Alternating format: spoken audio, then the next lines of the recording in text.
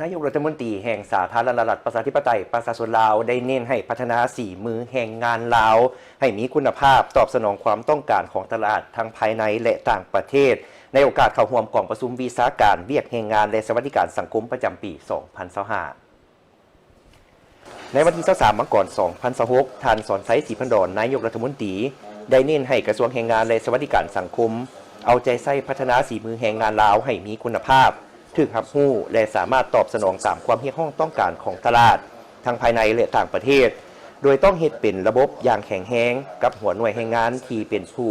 นำใช้แรงงานตัวจริง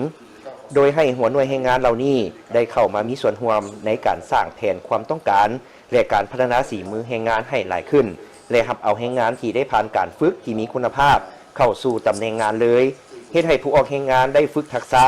ความชำนาญให้มีความชำนาญมีระเบียบวินัย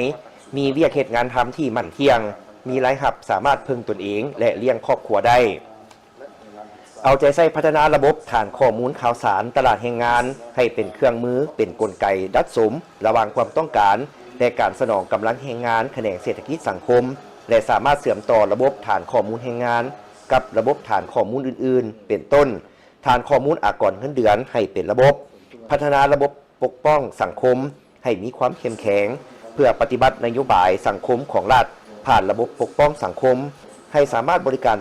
ต่อประชาชนที่ด้อยโอกาสผู้ทุกข์ยากผู้ประสบภัยพิบัติต่างๆพนักงานที่มีผลงานในภารกิจปฏิบัติผู้ออกแรงงานภาควิสาหกิจและผู้ประกอบอาชีพอิสระส่วนบุคคลที่มีประสิทธิภาพที่ดีขึ้น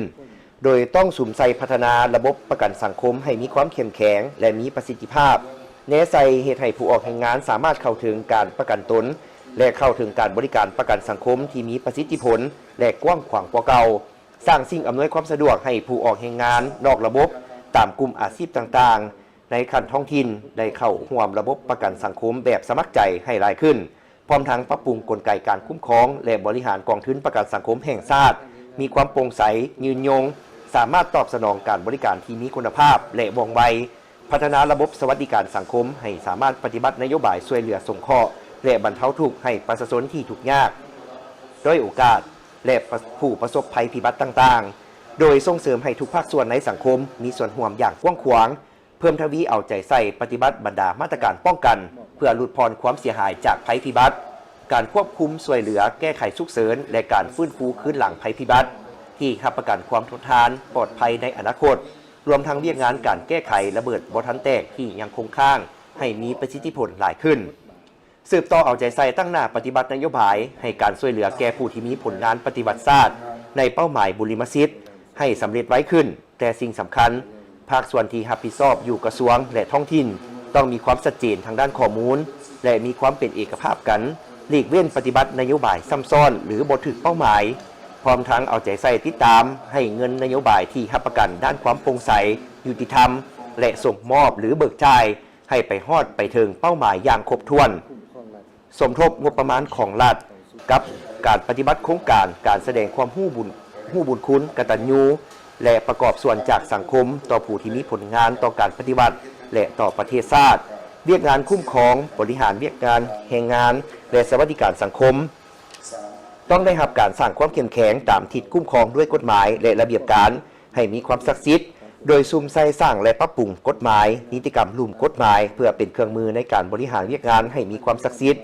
เอาใจใส่การจัดตั้งผันขยายนโยบายและสร้างวิสัยทัศน์แผนยุทธศาสตร์ในการพัฒนาเวียกงานแรงงานและสวัสดิการสังคมระหว่างศูนย์กลางและท้องถิ่นให้มีความกลมเกี่ยวกว่าเก่าจะตั้งปฏิบัติบรรดาคาดหมายสู่ซนในปี 2026 ตามที่ได้กำหนดในแต่ละด้านโดยให้มีการแ